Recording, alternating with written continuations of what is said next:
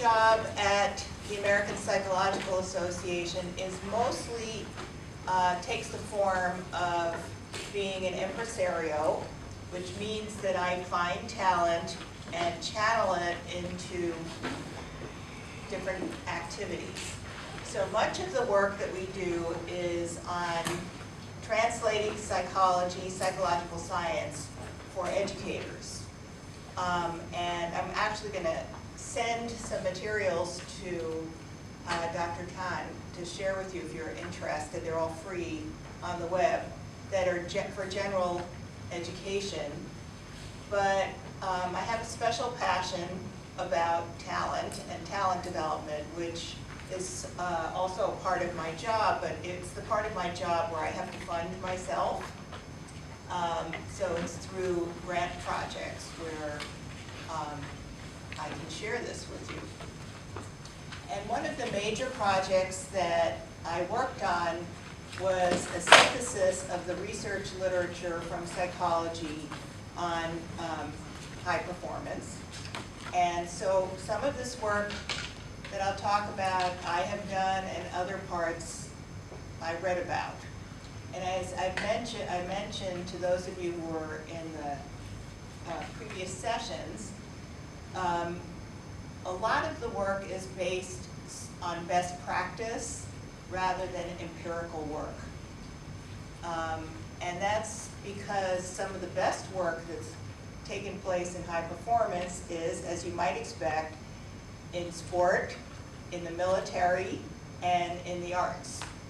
Because it really matters that they do a good job and that the investment is worthwhile, and a lot of money is spent in those areas.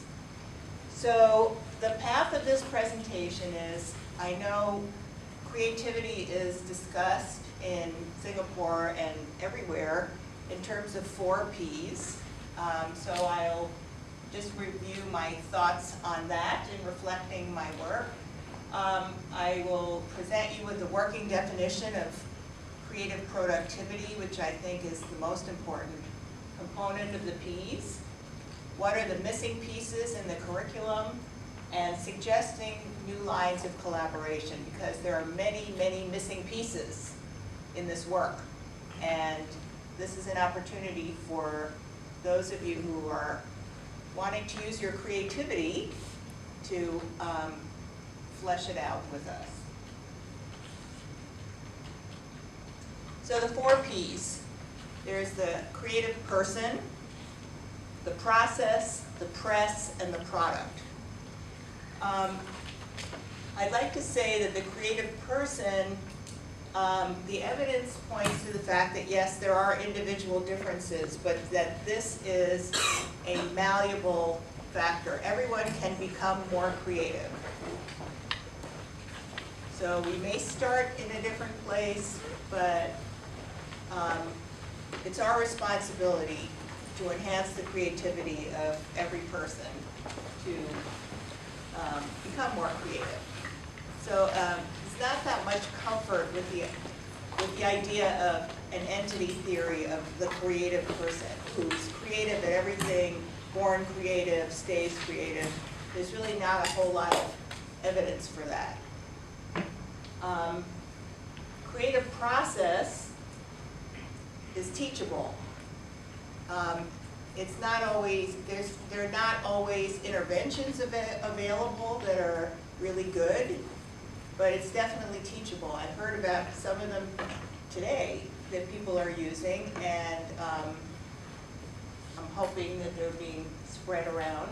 But the most successful ways that have been shown to teach the creative process are through domains. The press for creativity is the environment we, as educators, as parents, psychologists, is to provide opportunities for developing creative people. And the product, the creative product, is the final goal of all of this work, is for kids to create things that we need in society and that will give them satisfaction that they've contributed. So here's this very nice definition of creative product from psychologists Jackson and Messick in the 1960s. I'll leave the slides, if people want these citations, or I can give you more formal citations if you just contact me. But the reason I like this is, well, there are two main reasons I like it. One is that it has this responses that helps us to explain to people who are less technical what is the feeling that a creative product provides for you. And it also goes beyond the first two, which are typically used as descriptions of creative products. The first being unusualness. So if something's original, that's the first thing we think of when we think of creative, that it's original. And how do we know it's original? Because we have norms of what's original and what's not. And the aesthetic response is surprise. So norms shift. For example, when I was a teacher, the first year I gave an assignment, I had some assignments that I loved dearly and I gave every year. I would get a few students who turned in things, I went, oh my God, this is so creative. And then every year I had 100 more students, and some of those responses no longer looked so creative because I was exposed to more students.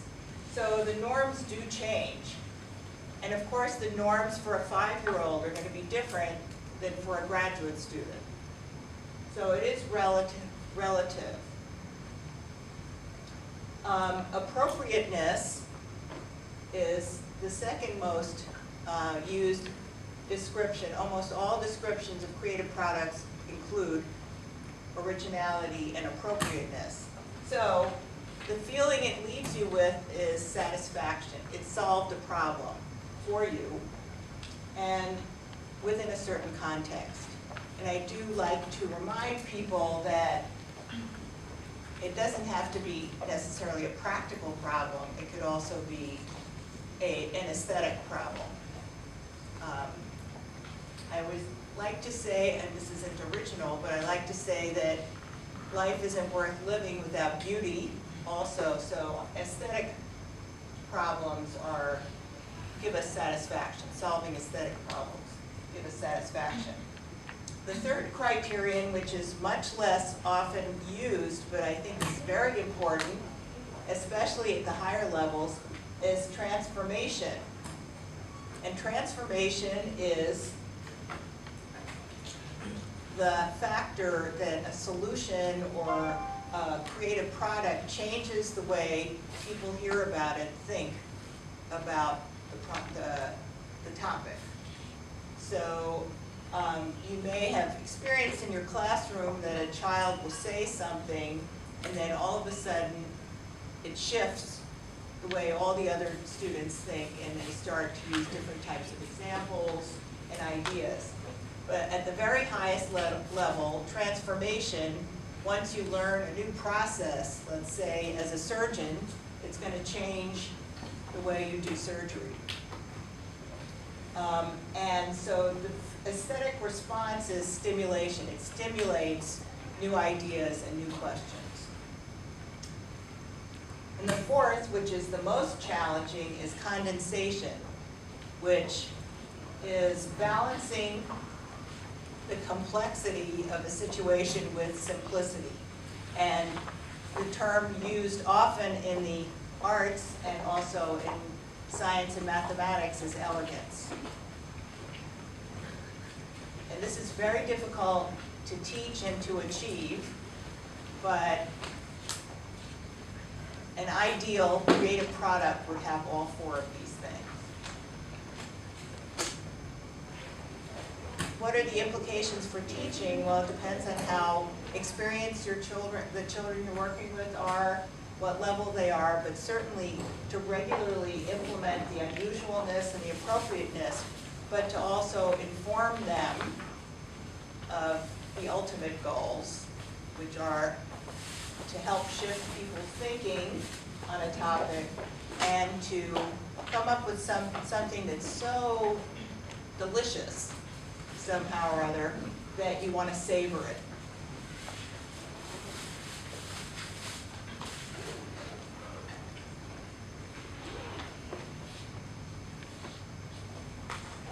So I'm going to talk about the role of psychosocial skills and how they matter.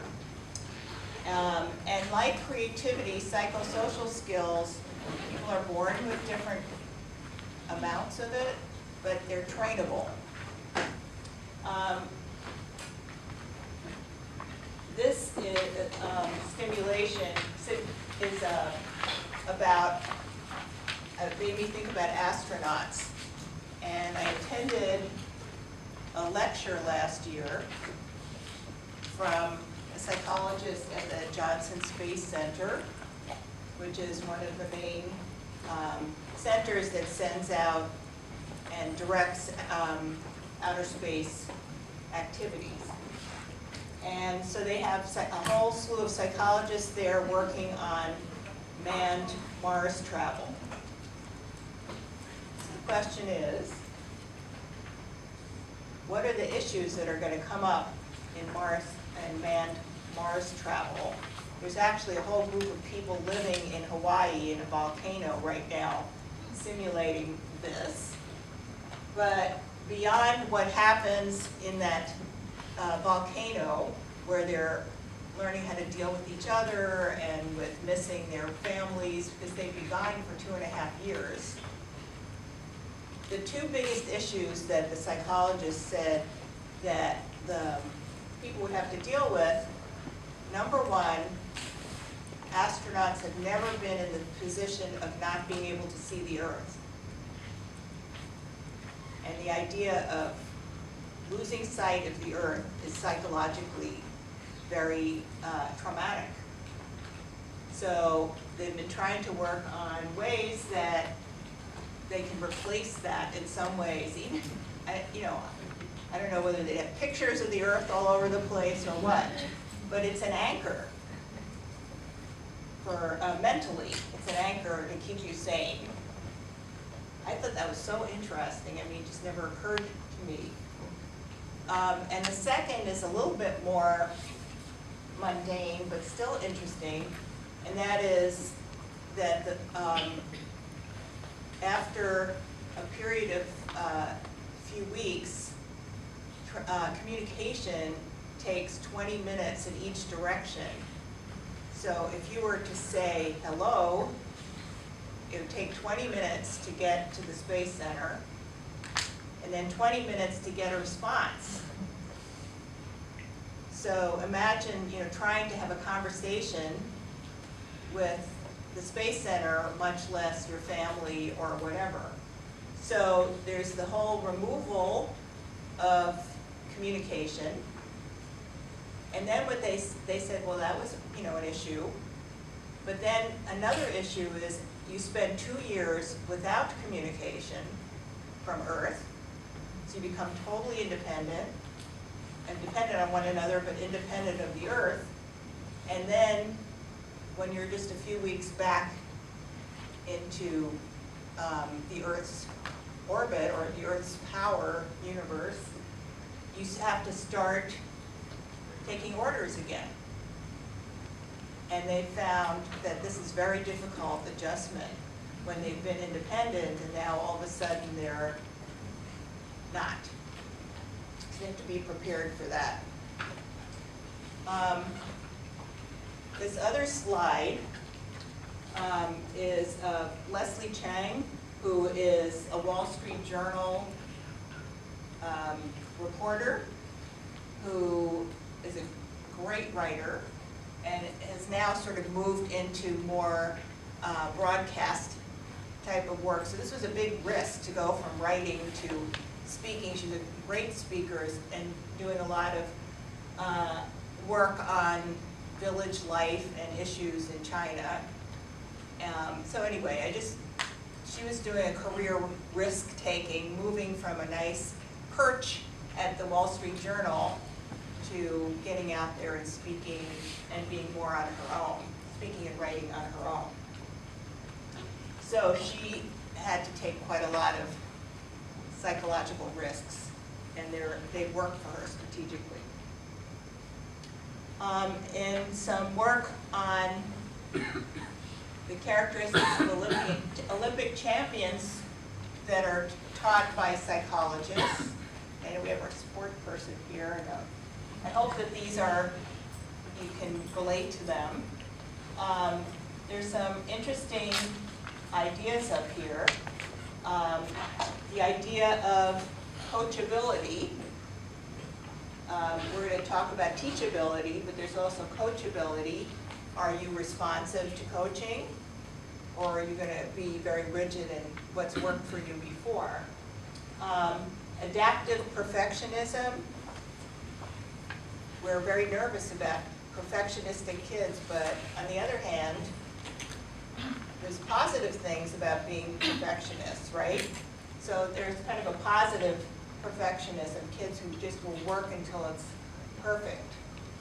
Automaticity, we'll talk about this, that trying to get through the initial stages of any domain can be really boring because you have to do a lot of practicing, but the goal is to get it to be automatic so that you can do really more interesting things. Coaches in Canada on their preparation for Olympic athletes. And elite athletes and musicians aren't the only ones who can use psychological strength training. So this is what I've been doing as, I might as well be a preacher or something, but this has kind of been my shtick, that it really feels sad to me that kids who are equally committed to academics as others are to sport or to music should have the same kind of help in dealing with challenging emotions and challenging situations. So, of course, cognitive and physical abilities really matter. You can't be a dancer unless you have some physical talent. And you can't do mathematics unless you have some number sense abilities. And so let me just say something about abilities. That general abilities are important. They have been shown, like IQ's a good indicator of school ability, but really too much has been laid at the foot of IQ. It is about predicting for school success, but it doesn't predict life success. And it's much weaker predictor in many areas. So for example, a physicist might need a very high IQ, but an artist who is equally gifted may not need as high an IQ. And that's not to insult artists in any way. It's not sufficient for predicting full development of potential to creative productivity, and as I said, it varies with domain. Now, there are a lot of arguments about ability mattering at all. Isn't it really about chance? Oops. Or privilege or effort? And a lot of books are written about this. And the truth is that these three things do play an important role. Malcolm Gladwell is a journalist who does very good science writing, argues that success is due to chance. And he gives examples of how the best athletes were the oldest ones in their class. So they had the advantage of being more physically developed, and so therefore they looked like the best. But that and that was the case with many fields. Privilege, that makes sense too. I mean, people who have access to resources are going to have more advantages. And effort, we know the 10,000 hours relationship with expertise. And it's true that each one of these things plays a gigantic role in what happens to people and their opportunities to be creative. But if you have some abilities, they don't have to be extraordinary, but if you have some abilities, they help you to capitalize on each one of these things.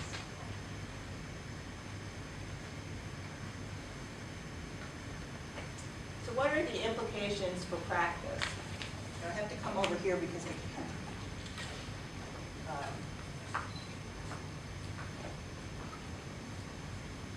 So just starting with the second one, we have to stress that gifts and abilities are not who you are, they're what you do. So you're not a gifted person born a gifted person, and you're always a gifted person. You have abilities that need to be developed.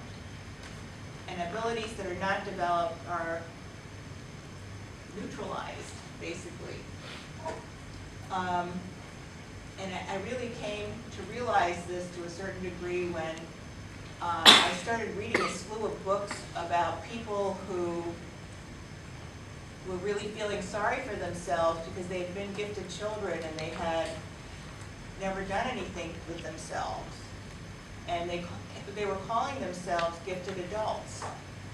And I thought, that doesn't make sense to me. They were a gifted child, but they're not a gifted adult because they didn't develop it. A second important point is that in order to develop talent, we have to work with informal education. It's impossible for schools to do everything that's necessary to develop talent in a particular area. So we need to work with, I know you have a system here of after-school activities or part of the day activities, but then there are also community activities. Working with museum, working with a community center, working with a laboratory in an industry or in a university. Increasing specialization over time and increasing diversification over time, which is, let's come back to that. But the idea of persistence is as important as monitoring how quickly kids pick things up. Can they stick with pursuing activities, because creativity is so challenging and takes a lot of work. So opportunities matter. The opportunities we give kids matter. Telling you about a book called Developing Talent in Young People by Benjamin Bloom. And he shows that in 6 areas, so there are 3 domains in sport, in the arts, and in academics. He looked at people who were 30 years old and who were world-class producers or performers, and they had a pattern of teachers in their lives. The first set of teachers helped them fall in love. And many of these teachers were a parent, but it didn't have to be a parent, it could be a teacher. And the child may fall in love initially because they want to please you, but eventually the love is transferred to the actual topic itself. And that's usually kind of playful activity.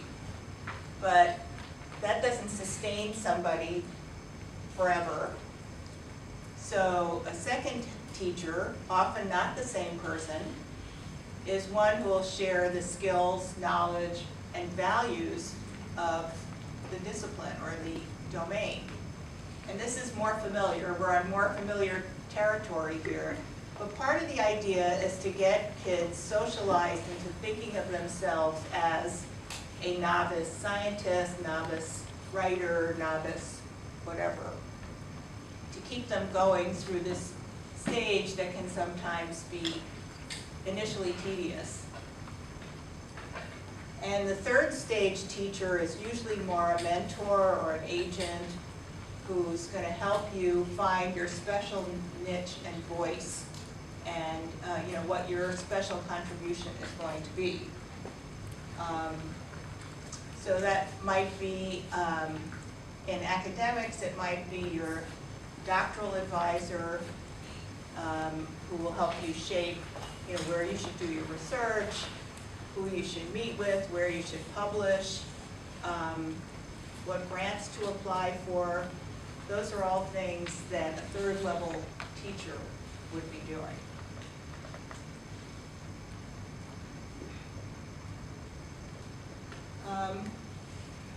In the classroom, we can think about creativity as problem solving.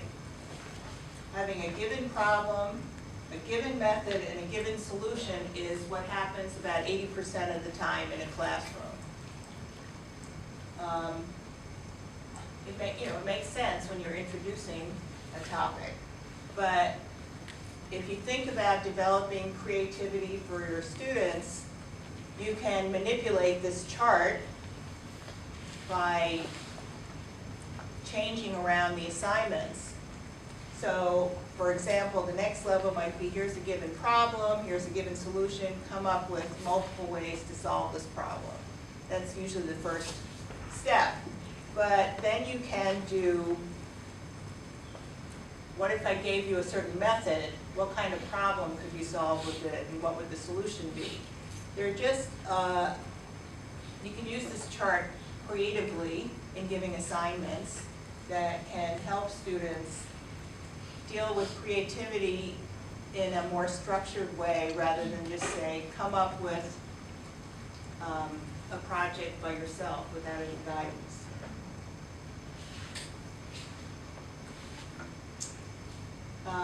And then there's this really wonderful project. Has anybody in here ever used future problem solving? A few people.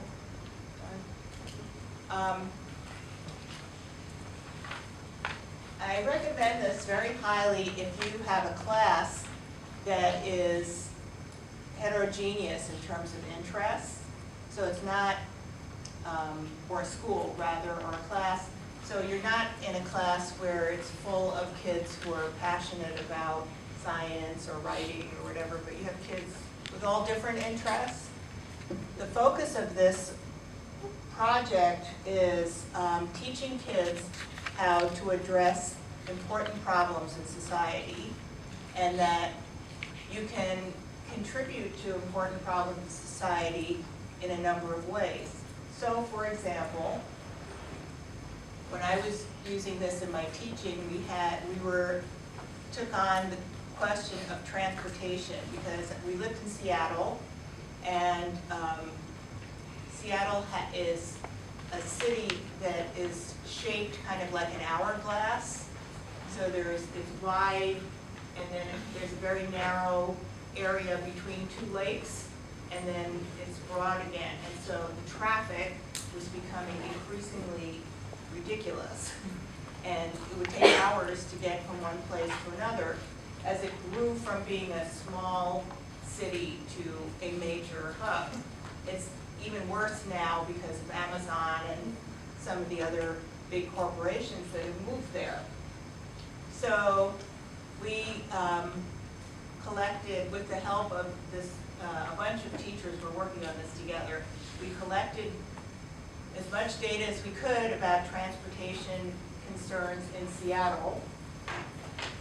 And so the kids would understand the challenge. This was middle school students. We had them try to identify what were the major problems, that if they solved that problem, the others would be addressed. So that was convergent thinking. so it was divergent in terms of writing all the problems, and then convergent in terms of evaluating which problem was probably the best investment of time. That was the most time-consuming part of the project. That's the really hardest thing, is to come up with the best problem to work on. Once we decided on a problem, they had to come up with solutions. And this was where it was really interesting that about 80% of the kids picked technological solutions. That was their immediate orientation, was some kind of new train system or drones. Even then, they were thinking about, there were just those kinds of responses. And a very small number of kids came up with social responses, like, give incentives for people to live near where they work, but with kind of elaborate ideas. So it was really interesting because everyone contributed from his or her interest area and area of expertise. Then we had to, and we did this in groups of about 4, 5, 6 kids. Within each of those groups, they had to select then the best solution. And what criteria they used for selecting a best solution. They had to say aloud what criteria they used. Pick the best solution, and then think about what the impacts of that solution might be for different populations. Because no solution is perfect for everyone. There are always trade-offs. So something might be great for most people, but it may also involve asking several people to lose their homes because you have to build on their property. And I was thinking about that today as we were riding over, and my colleagues in the car were talking about how freeholders and the different system of land holding here, and that the only time freeholders would lose their land is if there was a government eminent domain. You have to move because we need transportation. So this would happen if you're going to put in a tram system, which didn't exist at the time. Some people would have to lose their property. So somebody's going to pay a price for any solution, but they don't usually think about those things. So this was, they had to come up with all the possible consequences, both positive and negative, for the solution, and then they had to come up with a plan for promoting their ideas. And this might then incorporate some of the kids who are interested in communications and in art, etc. At the end of this, we had a panel of transportation experts from the Seattle government come in and listen to the presentations and give the students feedback. So it was a wonderful experience. We did one of these each year and on a different topic. And even though I know I look like I'm 15, but this was in the 1970s when I was a teacher, and I still hear from my students about how useful this process is for them, and no matter whatever field they're in, that they've been able to, for the first time, think about consequences beyond just solving the problem, that creativity involves both coming up with a lot of ideas, but then it's just as important to be able to evaluate those ideas in a way, thinking what are criteria I need to use to judge. So I strongly recommend, this is the website for, there's a World Future Problem Solving. It's a competition, and it costs money to get trained, and they have materials on different topics, but you don't need to do that. You can use the process and do it by yourself.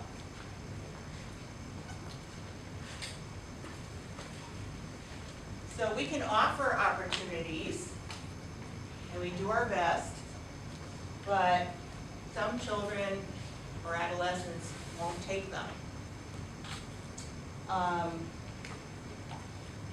And I mean, I've encountered this where we started a wonderful project for middle school students, and this was true mostly for girls. They didn't want to leave their friends. And I said, what are you, crazy? You know, you're going to miss it. In 2 weeks, you'll have different friends. And it was just, and happily, most of them, their parents made them do it. But, I mean, I wouldn't do that with a 16 or an 18-year-old, but at the age of 11, I thought this is really crazy to leave that responsibility to the girls. But, so they think they're not interested, or they think their friends won't approve. So we have to think about all the reasons why they might do it. Most often it's because they are afraid they will fail in a more competitive environment. I think it's important to explore with kids who don't want to take opportunities why they're not doing it. Also, some children are talented but have no drive or fortitude. Some have drive but no social skills. And others don't have strategies or insider knowledge to meet goals. So I had 2 boys who were 6th graders, equally talented in math. And if they had the choice of how to spend their time, one of them would make up math problems, and the other one would play soccer. And you know, the guy who played soccer became a lawyer. There's nothing wrong with being a lawyer, but you know, it was just, he was not gonna, no matter how gifted he was, that wasn't what he wanted to spend his time doing. The other one is a math professor, surprise. So, the social skills is really interesting too in terms of mathematics, because several people have talked to me about how, you know, math people get away with being socially awkward. That's the stereotype, you kind of expect it. But in some research that we were conducting with math professors, they said, you know what, you can't really do that anymore, because you have to recruit students, you have to tell people about your work, and work is so specialized now that if you can't communicate, whether in writing or in person, you just don't do as well. And as a grad student, if you can't elicit mentors or people who are going to support you, you're worse off, no matter how able you are. In terms of insider knowledge, this is the kind of stuff people just don't teach you when you're being trained, that you need to know. So as an example, there's a very prestigious competition in the US it's called the Intel Science Talent Search. Now it's called the Regeneron Science Talent Search. A different company bought it. And the top 40 children who compete come to Washington, D.C. and spend a week there, and they meet scientists at the National Institutes of Health and the Goddard Space Center and a bunch of other places. And they're interviewed. They have kind of an audition, individual audition. That's how they're selected for 10. 10 of them are selected for big, big money, like $200,000 scholarships. But many of them do not know how to look someone in the eye and shake hands. Now, for some cultures, that's insulting to look someone in the eye, but in American culture, that's what you do. So before they instituted this little etiquette project, kids would kind of go up, you know, the stage, and they would shake hands. They always had a Nobel laureate who would give out the prizes, and they would just go like this, and it was just so sad because no one pointed it out. And some of the girls would come dressed inappropriately, you know, dressed for, I don't know where they got the idea, but they didn't know, you know, and they were doing their very best.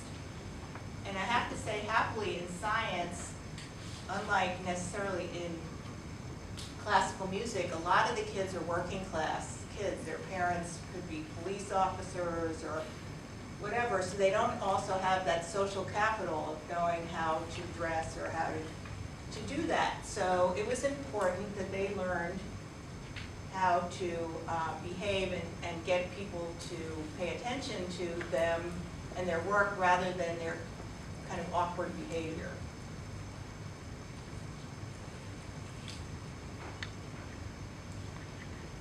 So this is a side thing that you might find interesting. When I went to college, to university, and I wanted to be a teacher, we had to take speech because the objective was to get rid of any accents that you had, so that you were, your accent was neutral and it wasn't a distraction. But everyone, I went to school in New York, and New York has very strong accent. And I don't know what I sounded like before, to tell you the truth. I wish, in the old days, people didn't tape everything the same way. And it would be amusing to hear myself. But I lost my accent. And so now people can tell I'm a New Yorker just by my mannerisms more than by my speech. But now that is forbidden, because it's considered prejudiced to get rid of somebody's accent. And frankly, I think it's crazy, because some children have so much difficulty learning that if they can't understand what you're saying, it seems like it's a problem. But anyway, that's a big debate we have in teacher education. I don't know what your thoughts are on it, but I thought you might find that interesting.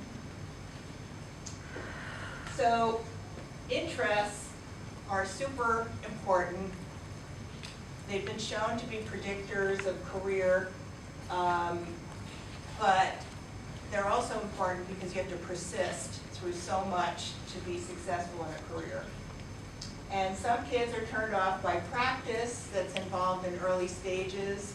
I've had people, I'm not a musician in any way, but because I talk about music, parents have said to me, my child just is sick of practicing, they don't want to practice, what should I do?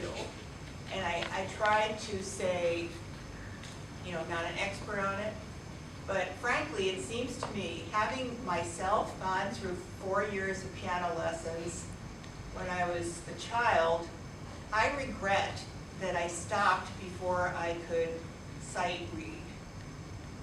Because now, when I retire, the first thing I'm going to do is to learn how to sight read, because I would love to just be able to play, not for any, perform, but for myself.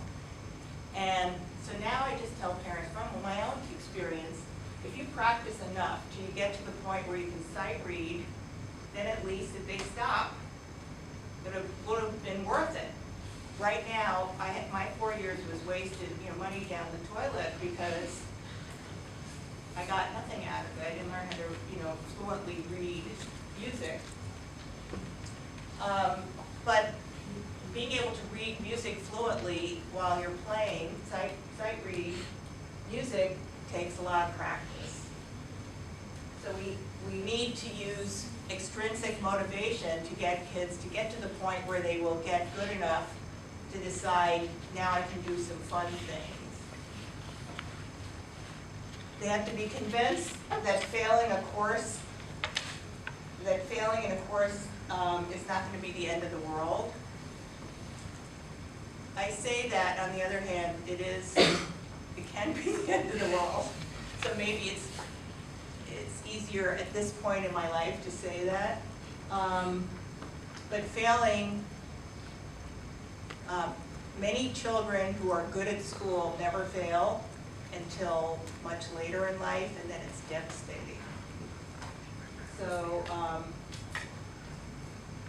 in our chemistry program, we had people, doctoral students from laboratories coming in and saying, you know what, we have no time in our lab for people to start crying because their experiment failed, because it does all the time. And, you know, that's just part of our life. So life is not like school where you knew the process, you knew how to do well, so you get through school. But this is about taking risks, and you have to be tough. So that was really, you know, very interesting. Some of these kids had never gotten below an A in anything. And they thought, well, this is what life is like, and life in science is like, and it's not. And kids have to weigh their commitments and interests. So sometimes we don't know about other parts of kids' lives and what their commitments are to their families, or to, if they're interested in things that are not part of school. I discovered at one point a child who turned in okay work, you know, acceptable work, but that he was part of a community orchestra, and that was his passion, and he spent all of his time doing that. But I didn't know that about him, and so it changed my view of him as a student. So talent development is both short and long term, from taking a potential ability, working towards competency, expertise, and then creative productivity. And I want us to think about it long term, that it's not elementary, middle, and secondary, and then university. It's in a domain, it might be these stages rather than school stages. I don't know if that's clear. So psychosocial skills can play an outside-sized role in moving you through that process. It's not a substitute for hard work, but it's just as important. And I have this picture here because I think it's a famous picture. And this person here, you know, depending on how old you are, this is Bill Clinton when he was in high school. And he went to a summer program for kids who are interested in political life. So they learned a lot about legislating and governing and whatever it is. And John Kennedy, who was his hero, came to visit the camp, and Bill Clinton made sure he was right up there in front to meet him. And nobody knew who Bill Clinton was when this picture was taken. You know, so this was taken at the time he was in high school. But he already had those social skills where he knew to be in the right place at the right time, and that's an amazing talent.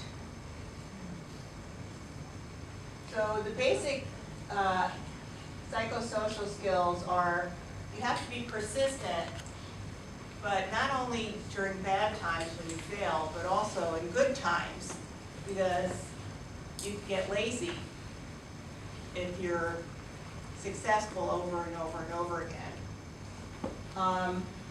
That both intrinsic motivation and extrinsic motivation are important.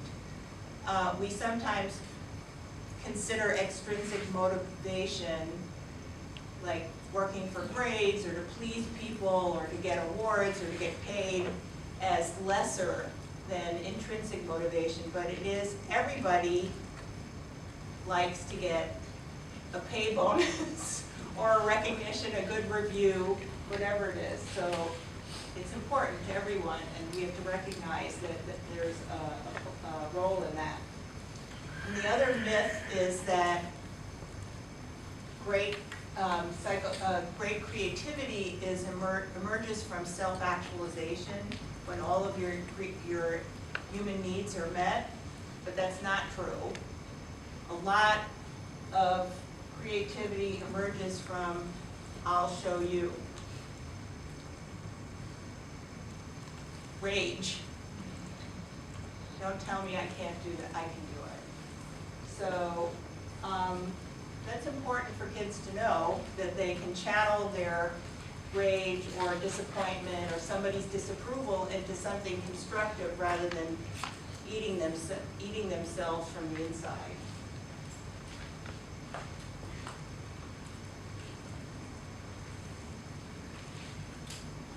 We kind of talked about this already. Mindset, are you like completely well-versed in mindset so we don't have to talk about, we want to talk about mindset? Do you know what mindset is? Briefly, people who have an entity mindset believe that their abilities are part of themselves. It's a being perspective. I have these abilities, they are who I am, and if something goes wrong, it's not my fault. It's somebody else's fault, or I didn't try hard enough. So this can lead to perfectionistic, procrastination. It's easier to procrastinate than to fail. Whereas a growth mindset is one that says my talent is achieved, I will work hard, I will grow, I will learn from interactions even if I'm not always successful. So of course we want growth mindset. And the way you do that is using extrinsic motivation by rewarding growth mindset. And so Carol Dweck, who's the big scholar involved with this, talks about how you praise children. Should you praise them for being smart or being talented or being beautiful or being whatever, or you praise them for their strategies, for their effort. And whatever you reward people for, it's what they end up doing. It's very powerful.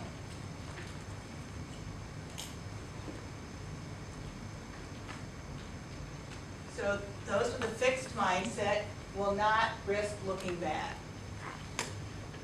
And so they'll refuse to do a lot of things that would be good for them because they're afraid of challenging their being.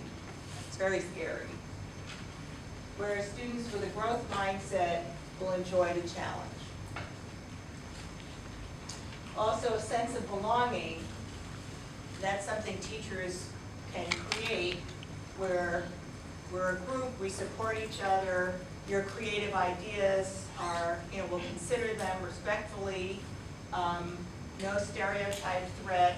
I don't know if that's an issue here in Singapore, but many girls, for example, just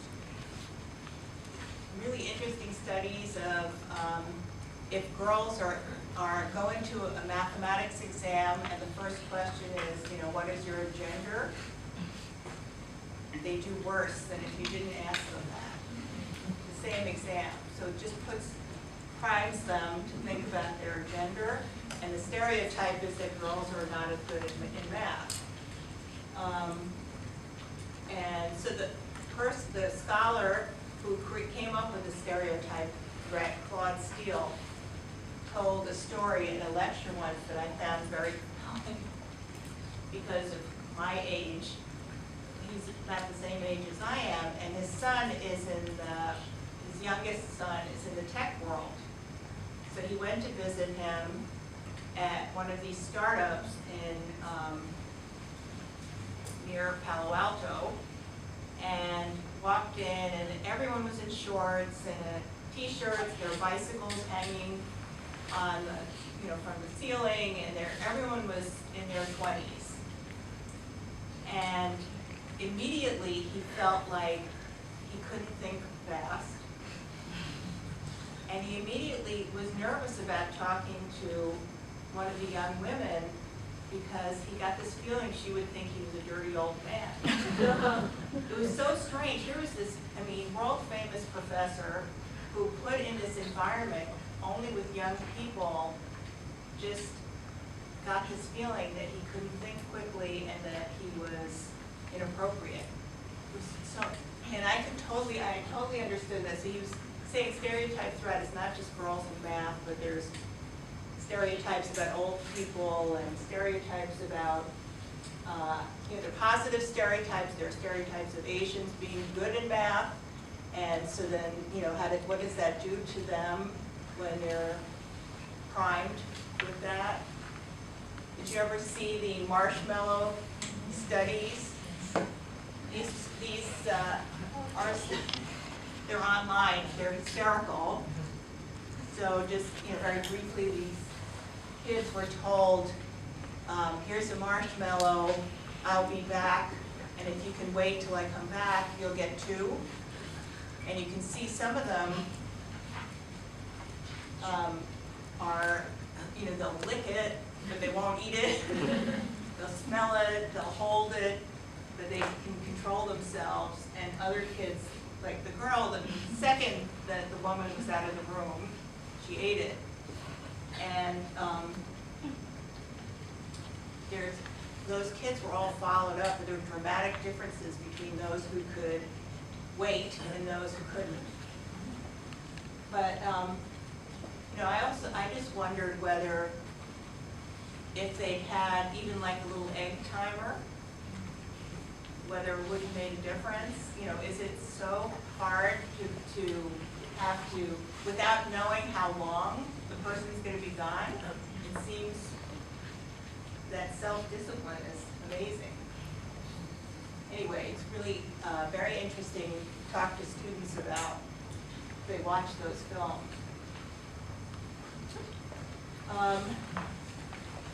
And then there's things like restoring self-confidence that's lost from working with more talented people or kids who seem to learn more quickly. There's self-promotion. I have these 2 pictures up because they're pictures of Sarah Chang, who's a fabulous violinist. And the first one is when she was 6, and this was a promotional for her her album. And at age 6, this is what sells, right? Kind of the amazing prodigy 6-year-old dressed, you know, like a little girl who plays like an adult. This is Sarah Chang, you know, as an adult, where what sells is look gorgeous, right? It's really interesting. I think it's really interesting. But self-promotion is important. And being able to do it in a way that's not obnoxious is really important. Coaching or teaching can help address fears and encourage risk-taking. I told this story, bear with me for those of you who have heard this before, but stage fright is a big issue for musicians. Many of them take drugs to calm their fears. It's shocking to think about people who do this for a living needing to they take beta blockers to calm themselves down. So the teachers at Juilliard were saying, you know, this is crazy. People shouldn't have to take drugs to do this work. So the horn faculty came up with the idea of having people run up and down the stairs to simulate shortness of breath and the heartbeat to help them get used to that sensation and bringing their rates down. And there are sports psychologists who work with teams when they go to the Olympics to put headphones on with the crowds cheering for their opponents. and to be able to screen that out, to field kickers who are out there by themselves on the soccer field and getting used to the roaring crowd, your teammates not being right next to you. So all of this is just through exposure and practice. Teamwork. This is really interesting because too much individual talent can be terrible in a team, right? If somebody kind of takes over, we've seen this in sport as well in the U.S. with our Olympic teams, where they pick the top people on a basketball team, then when they are out there, they're all vying for the ball, they're not cooperating, and they lost. So too much individual talent can be an inhibitor to teamwork without intervention being practice. This can happen on the surgical floor, or it can happen in the astronauts. There's a lot of work on, firefighters, all of these people where they have to work in life-altering situations where it really matters if you're a team player. Whereas too little individual talent can be an inhibitor for complicated problems, when you need the talent to address the problem. That basic interaction skills can be practiced until they become automatic. And that happens a lot with surgical teams and firefighters, so that they have a routine and they don't have to pause, because time is so much of the essence. Some social skills. We need to be able to persuade people when we have a good idea. We need to be good and reliable colleagues, figuring out the game. Every field has its game. What is the game to play? Dealing with envy and competition. So life is just much more pleasant when you have good social skills. People are more willing to help you get what you want if you are gracious, polite, and pleasant.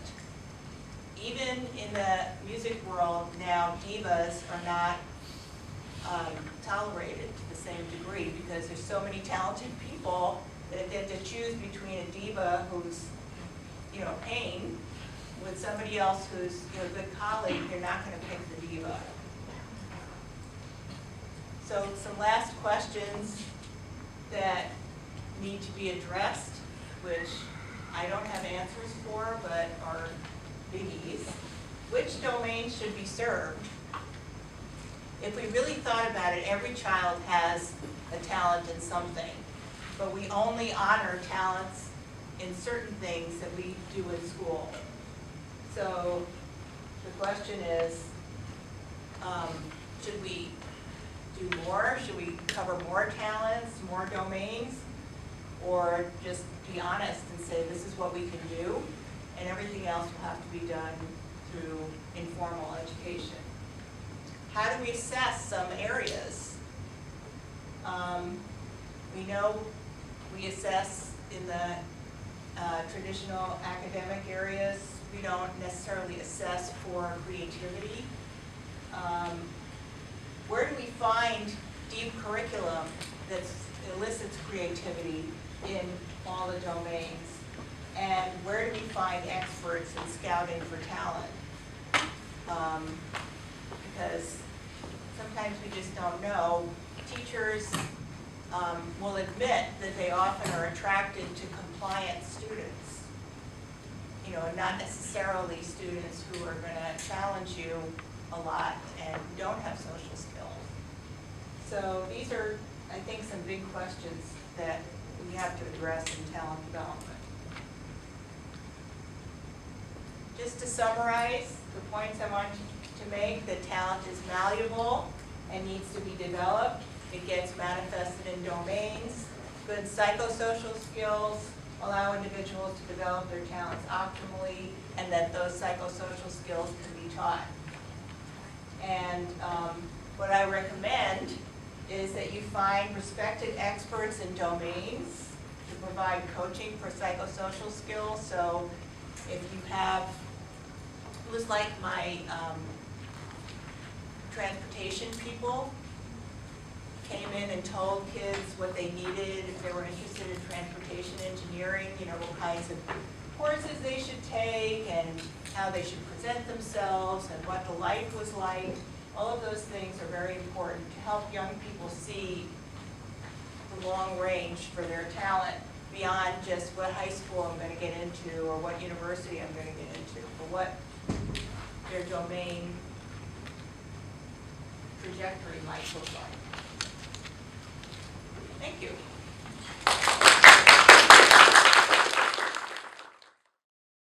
Maybe I can start with a question that I had.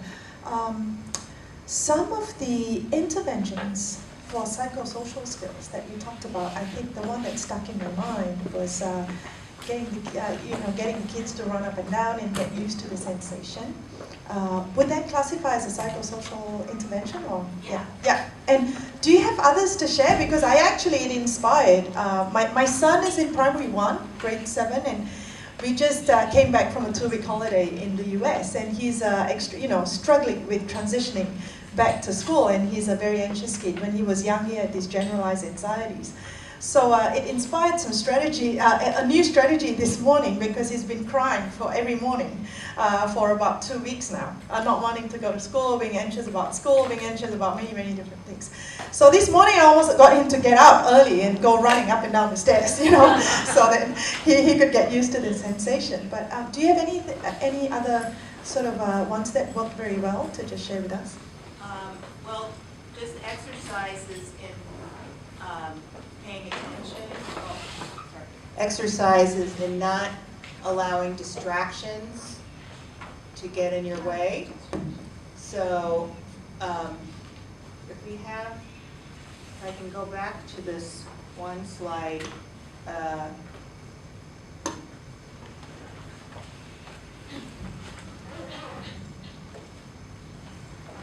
Anyway, rather than do that, there's a wonderful book that if you're interested in chess and martial arts, either of them, there's a book called The Art of Learning, and it's by Josh Waitzkin, who was a grandmaster chess prodigy. If you saw the movie Waiting for Bobby Fischer, it was about him. And then he kind of got bored with chess after a while and became a mixed martial arts competitor, world-class competitor. Both of these are kind of one-on-one combat. And he talks a lot about screening out distractions, because in chess, there was one kid who would tap chess pieces just at the hardest moments. He would just tap enough to disrupt Waitzkin's thinking. And so, some of it was just awareness that people use strategies to distract you, and how you can it's like mindfulness to not let people distract you. And also, he learned how to read faces. There are tells that people give about when they're afraid. So with some of his competitors, they would look really tough, but they would just have these little, that would say they were vulnerable. I guess if you play poker, you see the same thing, or if any kind of high stakes. There's so many interesting activities that if you read about them, then you can talk about, well, I wonder how I could use these. But so I bet your son would find those interesting. But the idea of, with the chess banging, somebody told his father, this kid uses this to distract his opponents. And once Josh heard that, he expected it, and it didn't bother him anymore. So identifying the distraction, sometimes in our apartment in Washington, we have a clock in the guest room. And some guests, I feel like they're gonna, I hear loud banging, they're gonna smash the clock because it, click, click, click, click, and I never hear it. But, I mean, can you screen out certain noises or people talking? And that's just an amazing gift if you can control your attention. But I don't think kids think about that you can control it. The other thing you can do is talk to actors, because actors, they could have a divorce in the morning and come in and then play a part of, a clown or a happy person. And that's part of their training, is they learn how to, channel their feelings and take on a persona of a different person. Which, I don't know about you, but if I were divorced in the morning, I just couldn't do anything for a month. So it is possible to control your emotions, and you can learn how to do it. And actors will tell you, that's my craft. I learned how to do, that's part of my training.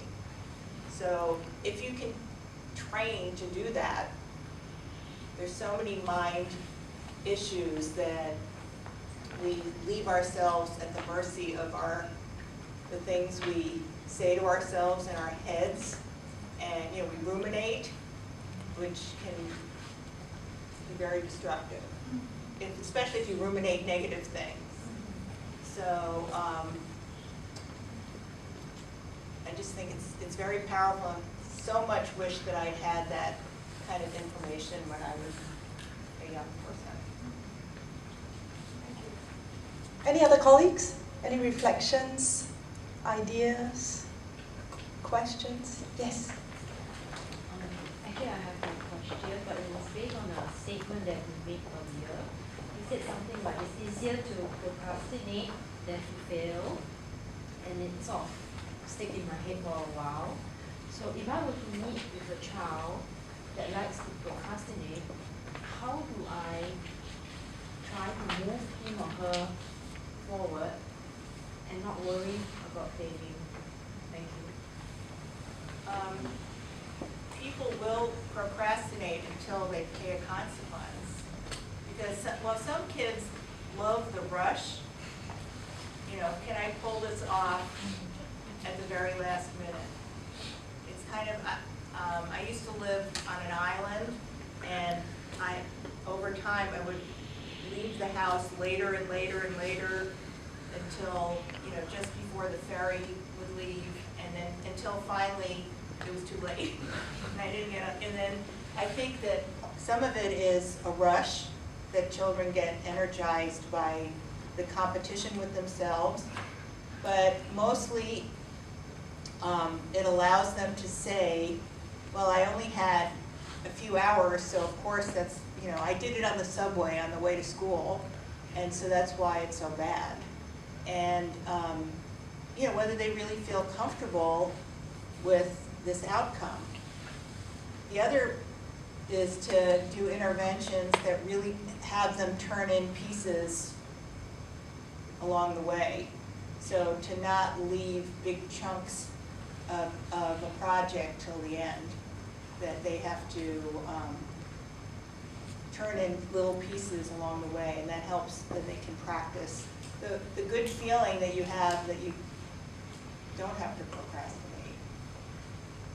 But usually it's because they're afraid that it won't meet their own standards, and so this gives them an excuse for why what they turned in wasn't very good.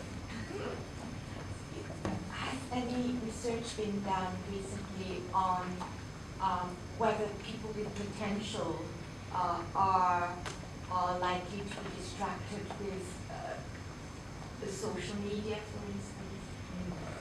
The growing threat to focus, the ability not to be distracted. Has there been any empirical work done? There's been work done on the general population. I don't know that it was specifically on, I think everyone, I don't understand how kids can do what they do. multitasking. I just don't understand it. So,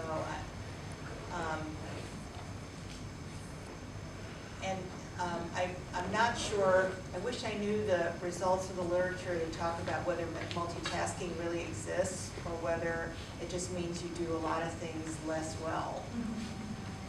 I think that is reality. But they just seem to need so much more stimulation than is tolerable for somebody like me. I don't know the answer to that question, but it's a serious problem. Yes, I guess what I'm thinking about is whether there are children who are intrinsically more able to discipline themselves and therefore pursue with much more perseverance and therefore more likely to succeed than others who are just more distractible and therefore will just choose the way of having lots of distraction. Yeah, well, that's probably true, but once again, we could help more distracted children learn how to be less distracted if they want to be less distracted. It's a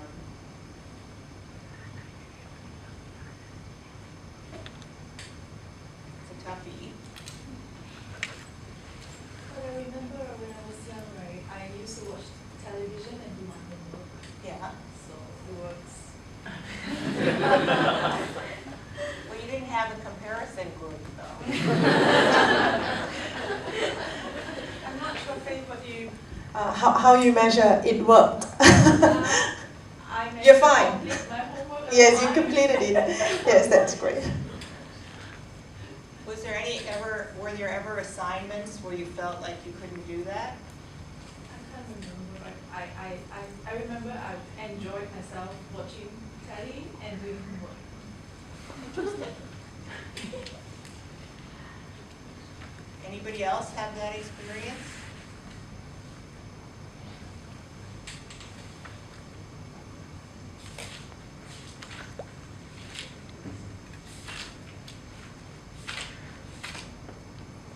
What is the policy in Singapore in terms of having devices in class?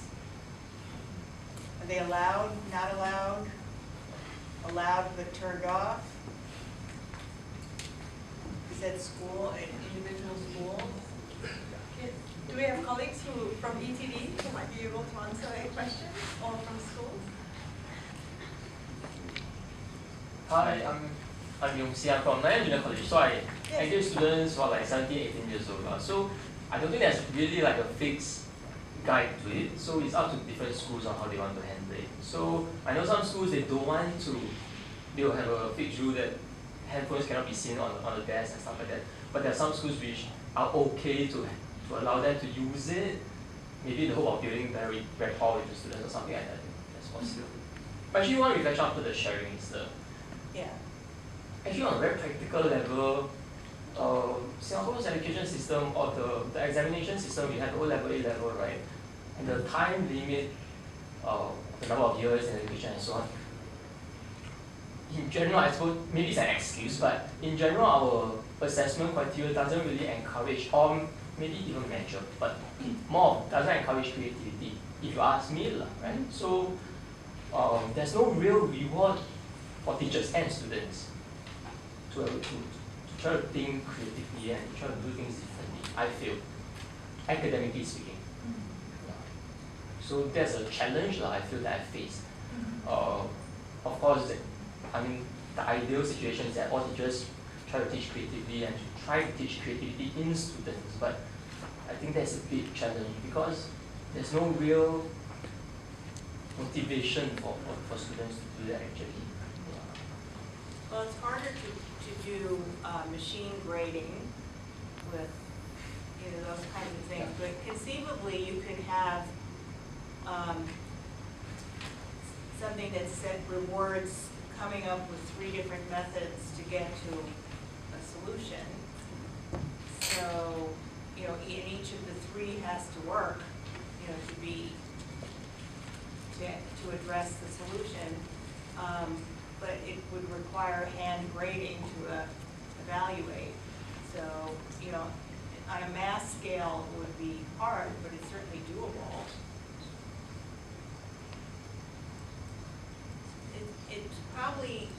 It's likely that we'll rely on standardized tests for measuring acquired knowledge, but for creativity to have some kind of a product that is required once or twice during the semester that will require teacher or a panel of people evaluating it on a set of criteria. And that's really going to be the way to elicit creativity. And that has to be a large part of this grade that they get in class. And I think, Rena, the last 2 days, in your previous presentations, you shared about new instruments for identifying strengths and different strengths, specific domain-specific strengths and creativity and talent development. And I think you gave 2 examples, at least 2 examples of the dance as well as others that are based on best practices. Right. So that comes from a very different philosophy of assessment. Would you like to maybe share that with us today? I don't think you mentioned it. No. So I was saying that I heard about the most ideal form of talent development from a choreographer whom I interviewed. And I have since done a very rudimentary preliminary study of using this in mathematics. I don't want to keep you over, so I'll just tell you the dance part, because then maybe you can think about how you would do the math part or the part in your own subject area. But a choreographer, his name is Elliot Feld, very talented, trained classically in ballet, and worked at the New York City Ballet, which is the Balanchine, you know, very traditional Russian ballet in the U.S. It's the premier dance company, classical ballet dance company.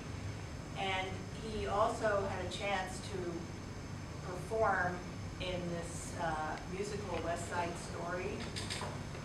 So if you know that musical, you know this kind of show music. It's very different movements, and it was very interracial cast, and he just fell in love with that. And he thought, I'd really like to meld some of the variety from musical theater, and I'd like for dancers to be more diverse in terms of their background and in terms of their how little tiny people, especially girls, are just, you know, emaciated dancers. And he thought, I mean, I'd like to have all different shapes and sizes. So I want to have excellent physical memory. So he gave them a routine. They had to repeat it. They had to do it backwards. They had to start in the middle and do it, which is very easy for some kids and enormously difficult for most. So he said, if you have those 3 things, you have potential to be a dancer. And then what you need is training, and you need drive. If you don't have those 3 things, you might become a dancer, but it'll be very difficult. So he wasn't saying the door was closed, but he said, these are the 3 things, and everything else is about motivation and opportunity. And I thought, wow, that's really great. It's very simple. These are the drop-dead things you need. So then he offered 1,000 children, because New York City public school system is enormous. So 1,000 kids were given weekly dance lessons for a year. And some of them didn't come because their parents didn't want to bring them, or they didn't want their child to do dance, or the child didn't want to do it.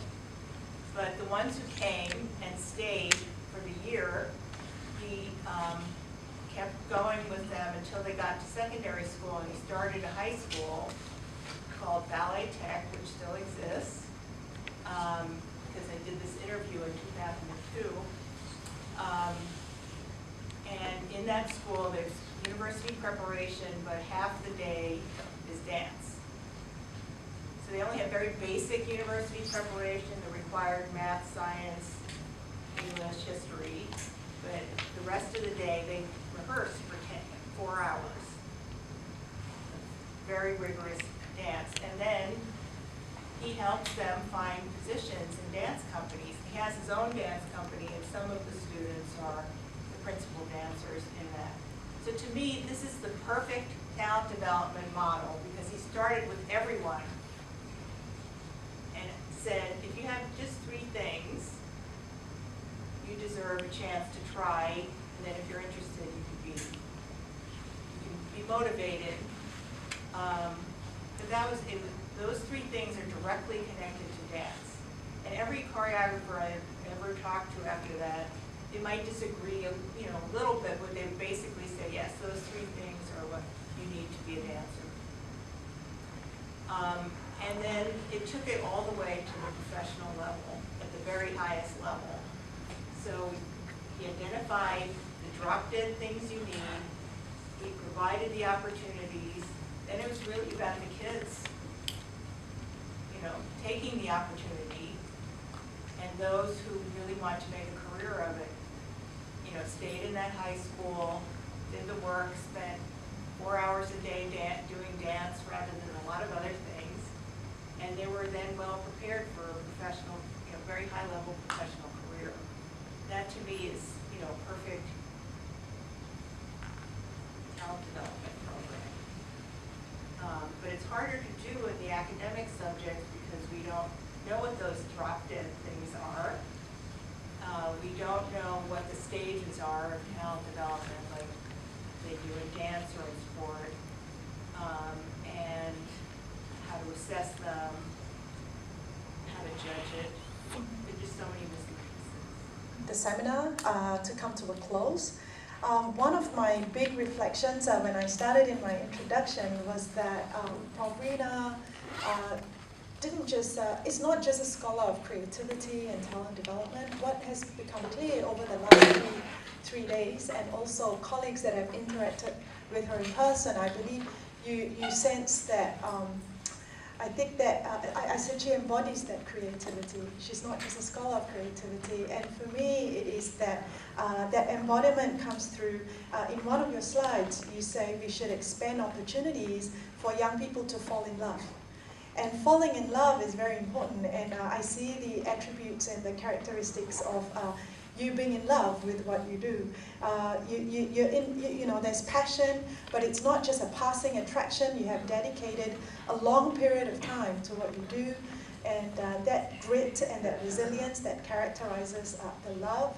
It has inspired my own love, I think very much so, for, again, I think the inherently creative endeavor of education, of research, and hopefully together we will expand opportunities for our young people to become more creative, to take more creative risks in productive ways. So will you please join me and thank Rena for her time. Thank you.